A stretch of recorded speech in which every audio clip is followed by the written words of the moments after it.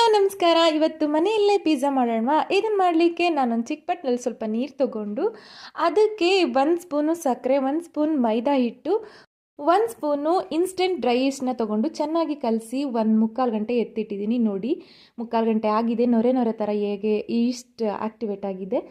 Pizza ಬೇಸಿಗೆ ನಾನಿಲ್ಲಿ ಗೋಧಿ ಹಿಟ್ಟು ತೊಗೊಂಡಿದ್ದೀನಿ. ಅದಕ್ಕೆ ಸ್ವಲ್ಪ ಎಣ್ಣೆ ಹಾಕ್ಕೊಂಡು, ಸ್ವಲ್ಪ ಉಪ್ಪು ಮತ್ತು ಸ್ವಲ್ಪ ಸಕ್ಕರೆ ಹಾಕ್ಕೊಂಡು, ಕಲಸಿಟ್ಕೊಂಡಿದ್ದಂಥ ಈಸ್ಟನ್ನು ಸೇರಿಸ್ಕೊಂಡು, ಸ್ವಲ್ಪ ಮೊಸರನ್ನು ಸೇರಿಸ್ಕೊಂಡು ಚೆನ್ನಾಗಿ ಕಲಿಸ್ಕೊತಾ ಇದ್ದೀನಿ. ಆ ನಂತರ ಸ್ವಲ್ಪ ಸ್ವಲ್ಪ ನೀರು ಹಾಕ್ಕೊಂಡು ಚಪಾತಿ ಹಿಟ್ಟಿನ ಹದಕ್ಕಿಂತ ಇನ್ನೂ ಸ್ವಲ್ಪ ಮೆತ್ತಗೆ ಮೃದುವಾಗಿ ಕಲಿಸ್ಕೋಬೇಕಾಗತ್ತೆ. ನೋಡಿ, ಕಲಸಿಟ್ಟಿದ್ದೀನಿ. ಇದೊಂದು ಮುಕ್ಕಾಲು ಗಂಟೆ ಅಥವಾ 1 ಅವರ್ ನೆನೆಲಿಕ್ಕೆ ಬಿಡಬೇಕಾಗುತ್ತೆ. ಮೇಲೆ ಸ್ವಲ್ಪ ಎಣ್ಣೆ ಸವರಿ ಮುಚ್ಚಿ ಎತ್ತಿಡ್ತಾ ಇದ್ದೀನಿ. ಅಷ್ಟರಲ್ಲಿ ಪಿಜ್ಜಾ ಸಾಸ್ ರೆಡಿ ಮಾಡ್ಕೊಳ್ಳೋಣವಾ. ಇದಕ್ಕೆ ನಾನು 3 ಟೊಮೊಟೊ ಮತ್ತು ಸ್ವಲ್ಪ ಬ್ಯಾಡಗೆ ಮೆಣಸಿನ್ಕಾಯಿ ಹಾಕ್ಕೊಂಡು ಚೆನ್ನಾಗಿ ಬೇಯಿಸ್ಕೊತಾ ಇದ್ದೀನಿ. ತಣ್ಣಗಾದ ನಂತರ ಟೊಮೊಟೊ ಸಿಪ್ಪೆ ತೆಗೆದು ಸ್ವಲ್ಪ ಸೋಂಪು ಕಾಳನ್ನು ಹಾಕ್ಕೊಂಡು ಚೆನ್ನಾಗಿ ರುಬ್ಕೊತಾ ಇದ್ದೀನಿ. ರುಬ್ಬಿದ ಮಿಶ್ರಣವನ್ನು ಒಂದು ಬಾಣಲೆಗೆ ಹಾಕ್ಕೊಂಡು ಕುದಿಲಿಕ್ಕಿಟ್ಟು ಸ್ವಲ್ಪ ನೀರನ್ನು ಸೇರಿಸ್ಕೊಂಡು ಕುದಿಸ್ತಾ ಇದ್ದೀನಿ. ಇದಕ್ಕೆ ಸಣ್ಣಗೆ ಹಚ್ಚಿದಂಥ ಬೆಳ್ಳುಳ್ಳಿ, ಶುಂಠಿನೂ ಹಾಕ್ಕೊಂಡು ಸ್ವಲ್ಪ ಸಕ್ಕರೆನೂ ಸೇರಿಸ್ಕೊಂಡು ಚೆನ್ನಾಗಿ ಕುದಿಸ್ತಾ ಇದ್ದೀನಿ. ಕೊನೆಯಲ್ಲಿ ಬಿಳಿ ಎಳ್ಳನ್ನು ಸೇರಿಸ್ಕೊಂಡು ಎತ್ತಿಟ್ಕೊಂಡ್ರೆ ಆಯಿತು, ಸಾಸ್ ರೆಡಿ ಆಗುತ್ತೆ. ಈ ಕಡೆ ನೋಡಿ, ಚೆನ್ನಾಗಿ ಉಬ್ಬಿ ಬಂದಿದೆ ಪಿಜ್ಜಾ ಬೇಸು.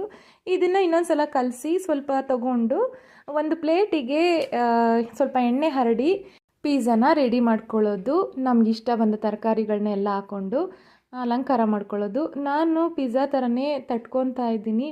ಸೈಡಲ್ಲಿ ಸ್ವಲ್ಪ ದಪ್ಪ ಆಗಿ ಮಧ್ಯದಲ್ಲಿ ತೆಳುವಾಗಿ ಮಾಡ್ತಾಯಿದ್ದೀನಿ. ಹಾಗೆ ಇದು ಒಳಗೆಲ್ಲ ಚೆನ್ನಾಗಿ ಬೇಯಲಿ ಅಂತ ಹೇಳ್ಬಿಟ್ಟು ಚುಚ್ಚು ಸ್ಪೂನ್ ಇರುತ್ತಲ್ಲ, ಅದರಲ್ಲಿ ಚುಚ್ಕೊತಾ ಇದ್ದೀನಿ, ಹೋಲ್ಗಳನ್ನ ಮಾಡ್ತಾಯಿದ್ದೀನಿ.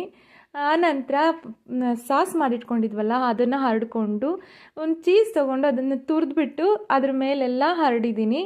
ಹಾಗೆ ಅಲಂಕಾರಕ್ಕೆ ಟೊಮೊಟೊ, ಈರುಳ್ಳಿ ಮತ್ತು ಕ್ಯಾಪ್ಸಿಕಮ್ಮು, ಮುಸ್ಕಿನ ಜೋಳ ಎಳೆದು ಎಲ್ಲನೂ ಹಾಕ್ಕೊಂಡು ಮೇಲೆ ಸ್ವಲ್ಪ ಪೆಪ್ಪರ್ ಪುಡಿನ ಉದುರಿಸ್ಕೊಂಡು ಒಂದು ಕುಕ್ಕರ್ಗೆ ಉಪ್ಪು ಹಾಕಿ ಬಿಸಿ ಮಾಡಿಟ್ಕೊಂಡಿದ್ದೆ. ಅದರೊಳಗೆ ಇಟ್ಟು ಬಿಸಿ ಮಾಡ್ತಾಯಿದ್ದೀನಿ. ಒಂದು ತೆಕ್ಕೆ ಇಟ್ಟು ಅದ್ರ ಮೇಲೆ ಪಿಜ್ಜಾ ಇಟ್ಟು ಕುಕ್ಕರ್ ಲಿಡ್ ಕ್ಲೋಸ್ ಮಾಡಿ ಬೇಯಿಸ್ತಾ ಇದ್ದೀನಿ. ಒಂದು 10 ನಿಮಿಷ ಸಾಕು.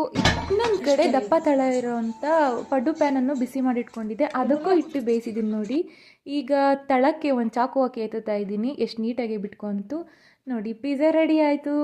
ಕಟ್ ಮಾಡಿ ಎಂಜಾಯ್ ಮಾಡೋದು ಅಷ್ಟೇ. ನೀವು ಒಂದು ಸಲ ಟ್ರೈ ಮಾಡಿ. Thank you.